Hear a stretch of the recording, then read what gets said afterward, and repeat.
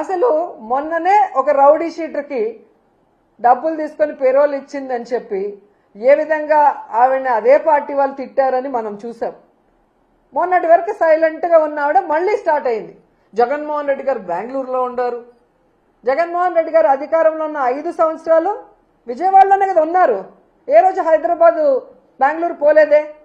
అప్పుడు చంద్రబాబు నాయుడు ఎక్కడున్నాడమ్మా, పవన్ కళ్యాణ్ ఎక్కడున్నాడమ్మా, లోకేష్ ఎక్కడున్నాడమ్మా, ఆ 5 సంవత్సరాలు ఎక్కడున్నారమ్మా, ఏం చేస్తున్నారమ్మా మీ పార్టీ వాళ్ళు? ఈరోజు మాట్లాడుతున్నాం. ఈ రాష్ట్రంలో ప్రజలకు కానీ, రైతులకు కానీ, మహిళలకు కానీ మా పార్టీ నాయకులు మీ రెడ్ బుక్ రాజ్యాంగం వల్ల కష్టపడినా కానీ ఇమీడియట్గా క్షణాల్లో ఇక్కడికి జగన్ గారు వస్తున్నారు, మాకు అండగా ఉంటున్నారు.